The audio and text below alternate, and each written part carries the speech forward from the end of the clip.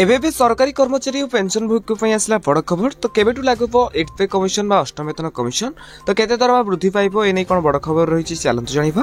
तेबे सारा देश रे 1 कोटी रु अधिक सरकारी कर्मचारी और पेंशनभोगी अष्टम वेतन कमिशन को उत्साह सहित अपेक्षा करिसेंती एवं यह संबंधी प्रत्येक विकास उपर तीक्ष्ण नजर रखिसेंती।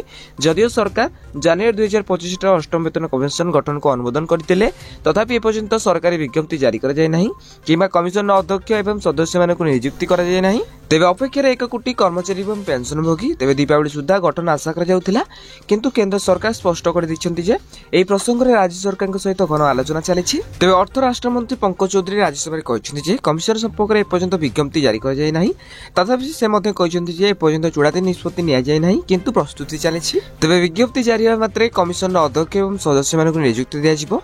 अष्टम वेतन कमिशन गठन जनवरी 2016 रे 2025 रे आनुष्ठानिक भाव में घोषणा कर जायतिला। एहार उद्देश्य केंद्रीय कर्मचारी सरकारी कर्मचारी वेतन संरचना जैकि पे स्ट्रक्चर जैकि भत्ता एवं पेंशन समीक्षा करबा तथापि सूत्र अनुसार 2026 पूर्व यार कार्यकारी हेबार संभावना कम। तेबे आमे जदि कहबा अष्टम वेतन कमिशन बा 8 पे कमिशन केबेठार लागबो 2026 जनवरी मास रे ही लागेबाकू जाउछि। तेबे जदि आपण माने आक्वास रिलेटेड विषय अपडेट जानिबाकू चाहथांती तेबे हम चैनल को सब्सक्राइब करंतु आ हां ए वीडियो कोन देखुछंती निहाती भाबे कमेंट बॉक्स रे कमेंट करंतु।